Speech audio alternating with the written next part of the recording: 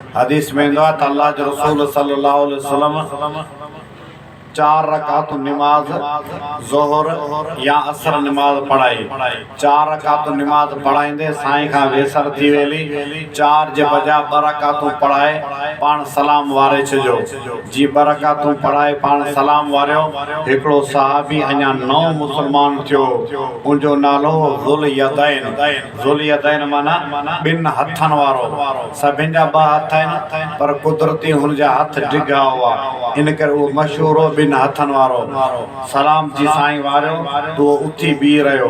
अल्लाह जे रसूल खे चई अकोसरत सलात अम नसीत या रसूलुल्लाह सल्लल्लाहु अलैहि वसल्लम, साईं निमाज़ घटिजी वई आहे या तव्हां खां ॻाल्हि विसरी वई आहे। पाण फरमाए न निमाज़ घटी आहे न मूंखां ॻाल्हि विसरी आहे, जेसे कुझु त थियो आहे। तव्हां 2 रकातूं पढ़ायूं आहिनि, पढ़ाइणियूं 4 हुयूं।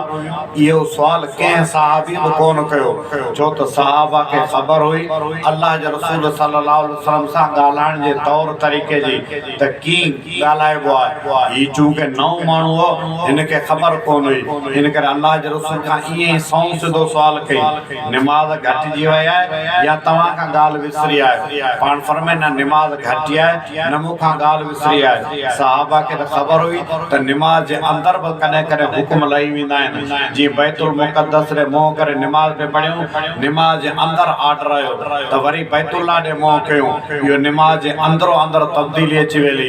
थी सघे त ईअं हुजे 4 जे बजाय 2 रकातुनि जो हुकुम आयो हुजे, इन करे पाण सल्लल्लाहु अलैहि वसल्लम 2 रकातूं पढ़ायूं। को बि सहाबी पुछो कोन, ख़ामोश वेठा। वरी पाण ॿियनि सहाबा खे पुछूं, पाण फरमायूं ही ज़ुल यदैन जेको ॻाल्हि पियो करे इहा ॻाल्हि कीअं आहे। सभिनि चयोसीं इहा ॻाल्हि सची आहे, तव्हां 2 रकातूं पढ़ायूं।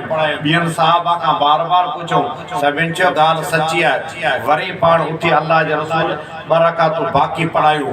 उन वक़्त में निमाज़ में ॻाल्हाइण जाइज़ हो, निमाज़ टुटंदी कोन हुई। जेकॾहिं को निमाज़ पियो पढ़े त निमाज़ जे दौरान जेकॾहिं को माण्हू अची वियो हुयो त उहो अची पोएं माण्हू खां पुछंदो अबा कर ख़बर घणियूं रकातूं थी वियूं आहिनि। उहो ॿुधाईंदो त 2 रकातूं या 1 रकात थी विया। उहो वरी सट ॾेई पंहिंजी 1 रकात पूरी करे पोइ वरी बि जमात सां ऐं धण सां गॾिजी वेंदो। अल्लाह उन वक़्त में निमाज़ में ॻाल्हाइण जाइज़ हो। अल्लाह जे रसूल सल्लल्लाहु अलैहि वसल्लम ॻाल्हायो, पोइ वरी उथी 2 रकातूं पढ़ियूं। 2 रकातूं पढ़ी तंहिंखां पोइ पाण फरमायूं इन्नमा अना बशरुन अनसी कमा तुनसा।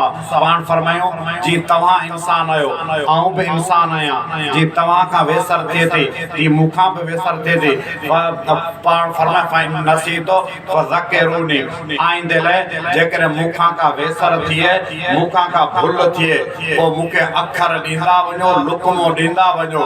अल्लाह जे रसूल सल्लल्लाहु अलैहि वसल्लम खां निमाज़ फ़र्ज़, अल्लाह जे रसूल सल्लल्लाहु अलैहि वसल्लम खां वेसर थी।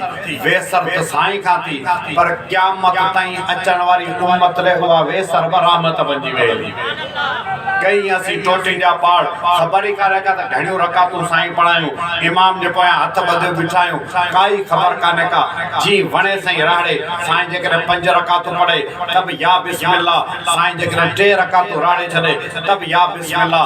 असीं पुछंदासीं कोन को ख़बर घणियूं रकातूं पढ़ाई, छो त यादगिरी कोन्हे को, अखियूं बंदि लॻियूं पियनि, ॻणतियुनि जा कांबा भरिया पिया आहिनि, घर जा हिसाब किताब। हाणे जेके वणे सो रकातूं पढ़ाए, वेसर थिए, कमज़ोरी थिए, ग़लती सलती थिए, परेशान न थियो।